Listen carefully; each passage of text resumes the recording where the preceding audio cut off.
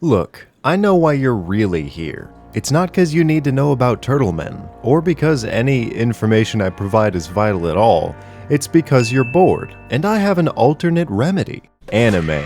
That's correct, you future or current weeaboo. Against all odds, this episode is sponsored by Crunchyroll. When YouTube runs out of content for you, I suggest checking out Crunchyroll's unlimited list of titles and originals. You even get a free 14-day binge of the stuff at crunchyroll.com/runesmith. I never thought I would say that. I rewatched all of JoJo last week, recently got started on Dr. Stone, and have Overlord queued up to finally watch. They've also got a high-rated original called Tower of God. You can watch it all in HD, ad-free, on any device, and new episodes pop up like an hour after they air in Japan. Again, that was crunchyroll.com/runesmith for 14 days of ad-free culture. Now Turt. Imagine your life starts with you hatching from an egg, and then immediately having your parents vomit life stories and information on you before dying in like 8 months. Then you have to pick up your dead dad's spear as a foot-tall orphan, and begin fending for yourself as your siblings wander into the woods, never to be seen again.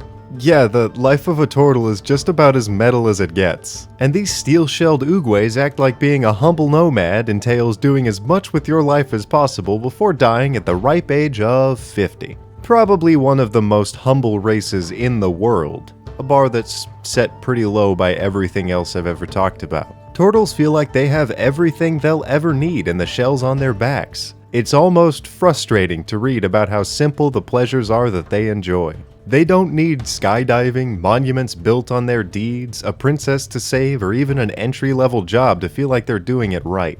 If they just get to see someone else do that, they've lived a full life. Survival is the name of the game for a turtle, and every other experience is just a treat. And they are the kings of survival. I believe if you put a 20-year-old turtle in literally any situation or environment, ranging from the frigid Arctic kiss of Polar Bear Park to the humid hugs of the sludge swamps, or even as deadly a place as a part-time job at McDonald's, they would pick up a spear and make do. I think that the entire race is a testament to the joys of a humble life, or a parody of that turtle guy in that Really Good Panda movie who did kung fu on a rock. They don't really stick to anything for too long. Home is where the heart is, and their hearts are somewhere in their shells, so I guess they take that phrase literally. To them, nothing is worth rooting yourself down and missing out on adventures in distant lands, as every custom is interesting, but none are worth dedicating their lives to, and religions are more like spiritual adventures than a solid thing. If anything, their religion is the sun and the moon. They see them like big stinky eyeballs floating in the sky, watching over their little shelled adventures. On a good day, both are visible in the sky, and they take that as a good enough reason to go and fight 3 elder dragons at the same time because space bodies make you invincible. And if for some reason they can't see a big sky orb on a stormy day or where there's earth above them because they're underground in a cave, their knees start to shake and they start saying zoinks. I almost ran out of things to say about them because they're so adaptable and not problematic at all. I mean, one could be a master architect, having studied ancient ruins, tree growth patterns, and dwarven metropolises, but spend their time cooking fish instead of building. And another could be a multi-dimensional traveler with information on all the upper planes, who spends their time learning the croaks of different frogs in a swamp. I'd say my favorite thing about turtles is their ceaseless passion. Their entire entry only says that they like things. Learning new traditions, customs, religions, species and races, and basic survival mastery. There isn't a single thing they detest, a single feat they wouldn't try at least once, and a single location they wouldn't be willing to visit. It's almost boring how awesome they are. They were created in a Tomb of Annihilation expansion package called, well, you know.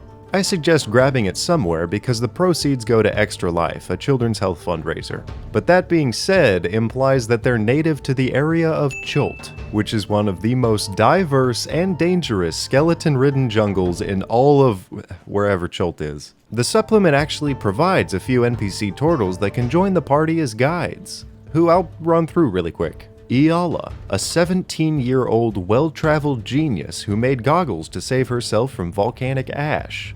Quilgok, a badass dinosaur racer with guts of steel and a dinosaur named Deadly Treasure. And Mudgraw, An idiot. At the end of a turtle's life, it gets horny for the first and last time. They frantically run around looking for an equally elderly and horny mamma jamma to do the bing bang slamma with and pump out a few eggs. To protect these eggs, they build tiny but impregnable forts to impregnate the forts. Then they defend these babies with tooth and nail till they finally pop out and teach the newborns everything they learned before pulling the epic gamer move of turning their kids into orphans.